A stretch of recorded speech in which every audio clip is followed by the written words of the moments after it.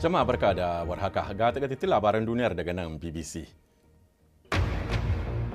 Wata babbar kotun musulunci a jihar Kano da ke arewacin Najeriya ta yanke wa Sheikh Abdul Jabbar Nasiru Kabara hukuncin kisa ta hanyar rataya bisa laifin batanci ga Annabi Muhammad sallallahu alaihi wasallam. Shugaba Joe Biden ya ce Amurka na tare da Afirka akan batun kyautata makomarta, ya sanar da tallafin biliyon daloli ga nahiyar. Yau shirin BBC kan mata 100 a duniya ya mai da hankali ne akan matar na 'yar jamhuriyar Nijar mai fafutukar yaƙi da bauta a ƙasar wato Hadiza Tumani Korau. Wata babbar kotun musulunci a jihar Kano da ke arewacin Najeriya ta yanke wa Sheikh Abdul Jabbar Nasiru Kabara hukuncin kisa ta hanyar rataya bayan da kotun ta same shi da laifin ɓatanci ga Annabi Muhammad sallallahu alaihi wasallam. Kotun ta ce bayan dogon nazari kan abubuwan da suka wakana a gabanta bisa dogaro da hujjojin littattafan musulunci da hadisai ne aka yanke mishi wannan hukunci. Gade Yusuf Ibrahim ya kasai da ƙarin bayani daga Abuja. An yanke hukuncin ne bayan tsare malamin sama wato da wata 17 inda yake tsara gidan yari ana ci gaba da shari'a. An fara shari'a tasa ne tun a watan Yulin bara bayan an yi mukabala tsakaninsa da malaman jihar Kano da suke tuhumarsa cewa yana cin mutuncin manzo Allah sallallahu alaihi wasallam da iyalan gidansa da sahabbansa a cikin karatuttukan da yake yi, wanda kuma suke cewa abin da ke karanta ba haka yake a cikin littattafan addinin musulunci ba, sai dai malamin yana kafewa cewa duka abubuwan da yake faɗa suna cikin littattafan addinin musulunci kuma shi a cewarsa yana yi ne don ya kare manzon Allah sallallahu alaihi wasallama. Gaban an ke hukuncin dai bayan an karanta wa malamin laifukan da ake tuhumarsa da su kuma kotun ta tabbatar masa ta same shi da laifi, malamin ya tashi ya yi bayaninsa na ƙarshe inda yake cewa kotun ko kuma alƙalin kotun ya ringa jujjuya maganganun da shi malamin ya yi na kare kansa suka zama hujja ce a kansa maimakon hujja a gare shi, sannan kuma ya yi zargin cewa wato lauyan ma da ya kare shi bai san shi ba, don haka babu ransa da wani lauya kuma baya nadamar abin da ya yi kuma a shirye yake a yanke masa kowane irin hukunci, sannan zai karɓi duk hukuncin da aka riga aka yanke masa. Kotun ta ce malamin yana da damar ɗaukaka ƙara a cikin kwana 30 daga ranar da aka yanke hukunci. Abdul Jabbar dai yana ɗaya daga cikin malaman Kano wanda suke da mabiya da dama wanda kuma suke ganin cewa karatukan suna janyo wato cece kuce saboda da yake wato karatukan yana fito da wasu abubuwa da kuma da ke fassara karatukan abinda wasu malaman suke ganin cewa sam hakan ya sabawa addinin musulunci. Yusuf Ibrahim ya kasai BBC Hausa daga Abuja a Najeriya. To za ku iya samun wasu bayanan akan wannan labarin da ma wasu a shafinmu na intanet wato bbchausa.com wanda za ku iya samu a wayoyinku na salula.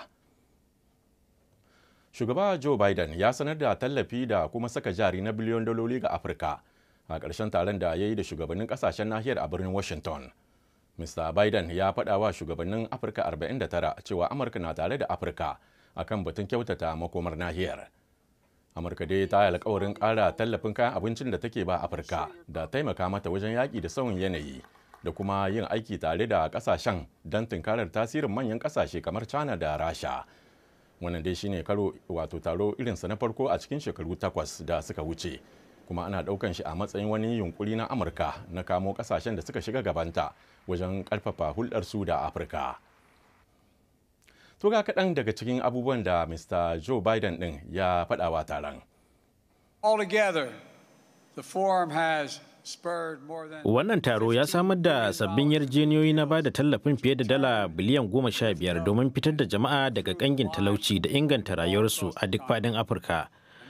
Yarjejeniya mafi girma daga cikinsu ita ce wadda ta shafi batun saka jari na dogon lokaci, wanda jama'a za su amfana a zahiri, tare da sama musu ayyukan yi a Afirka da kuma Amurka a cikin shekaru masu zuwa. Dukanku yarjejeniyoyin da kuka sanya wa hannu da zuba jarin da muka yi tare kwararan hujjoji ne da ke nuna irin ƙudurorin da muka ɗauka ga junanmu. To a nashi bangaren shugaban Senegal Macky Sall, wanda har ila yau shine shugaba mai ci na kungiyar tarayyar Afirka, ya yaba da sakamakon taron, yana mai cewa Afirka da Amurka na da manufa guda. We share the same spirit. Ra'ayinmu ya zo ɗaya, muna so mu yi aiki tare da ku domin cimma burinmu na bai ɗaya, mu kuma ƙarfafa ƙawancenmu zuwa mataki na gaba. Ta hanyar damawa da kowa inda gwamnatoci da 'yan kasuwa da ƙungiyoyin farar hula da kuma 'yan Afirka da ke zaune a Amurka za su yi aiki tare kafaɗa da kafaɗa. Tsarin wahaya wani nau'in bauta ne da ke gudana a kudancin jamhuriyar Nijar, inda attajiran mazaje ke sayan 'yan mata a kan kuɗin da bai huce dalar Amurka 200 ba, kuma matar za ta kasance a matsayin kwarkwara, wato mace ta biyar, duk da cewa tsarin shari'ar musulunci ya haramta hakan. Hadizatu Mani Korau tsohuwar baiwa ce kuma an sayar da ita ne ga wani basaraken ƙauye daga Najeriya a lokacin tana da shekaru 12. Amma yanzu ta samu 'yancinta bayan shekaru na rayuwar kunci da bauta. Tana ɗaya daga cikin matan da BBC ta yi hira da su a shirin mata 100 da suka kawo sauyi a duniya. Gade Bilkisu Babangida da fasarar rahoton wakilar BBC Caroline Mwangi. Garin Zongo Kangagi a yankin Tawa na kudancin Nijar. Hadizatu Mani Karau, mai shekaru 40 da haihuwa, ta sha wuya wajen neman 'yanci da haƙƙinta na rayuwa. Ba abzu ne, shi Alhaji Sule shi yanzu inda ba abzu ne, ya ce buzuwa shi ka so. An ka kirai ni, ban san ma inda an kai ciniki na ba. Ban san inda an kai ciniki na ba, can na shi da ba abzu ne sun kai cinikin su, uwata ba ta sani ba. Kuma kwano na shan ruwa ba a gama ni da shi ba. Wahaya wani nau'i ne na bauta a kudancin Nijar, inda maza masu arziki ke sayan 'yan mata kan kuɗi kalilan da ba su wuce dala 200 ba su zama mata na biyar domin kaucewa shari'ar musulunci wadda ta baiwa namiji damar yin mata 4 kawai. Ana kuma baiwa mazan masu arziki kyautar 'yan matan a ƙarƙashin wata al'ada da aka fi sani da sadaka.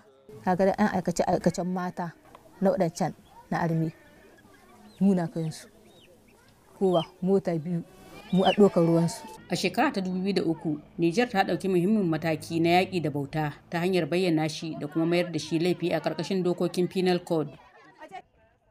Wannan aiki na mayar da shi laifi ne ya saka Hadizatu kan turbarta ta samun 'yanci. A shekara ta 2006, Hadizatu ta samu kanta a cikin babbar matsala saboda auren wanda take so. Bayan aurenta, tsohon ubangidanta ya kai ƙararta game da yin aure akan aure, tare da haƙaƙewa cewar har yanzu tana da aure da shi.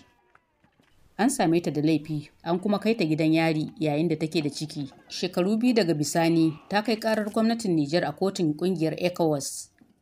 Alƙalan sun yanke hukuncin cewa Nijar ta karya dokokinta na yaƙi da bauta ta hanyar ƙin hukunta tsohon mai ita, kuma ta kasa ɗaukar nauyin dokar da ya rataya a wuyanta na kare ta.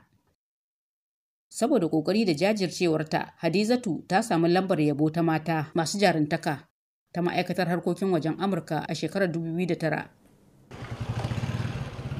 Ƙungiyar kare haƙƙin bil'adama ta ƙungiyar Timidra ta ce saboda tsauraran dokokin da suka haramta al'adar wahaya, masu aikata ta sun canza salo.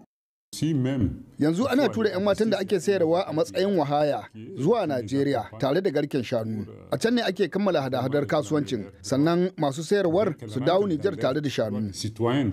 Farfesa Dawud Shirwa, shugaban asusun ba da tallafi na Majalisar Ɗinkin Duniya akan nau'ikan bautar zamani, ya ce mutane da yawa za su ci gaba da fuskantar bauta a Afirka idan har ba a kafa doka akan ɗabi'ar ba.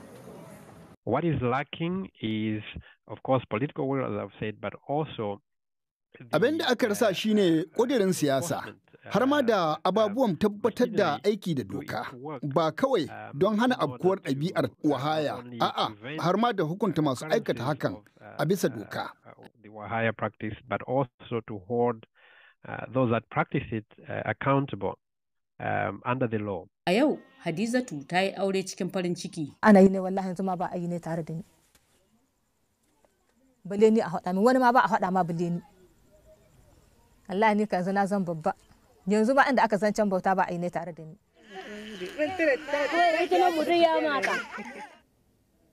To za ku samu duka waɗannan labaran ne kuma a shafinmu na intanet wato bbc.com/hausa.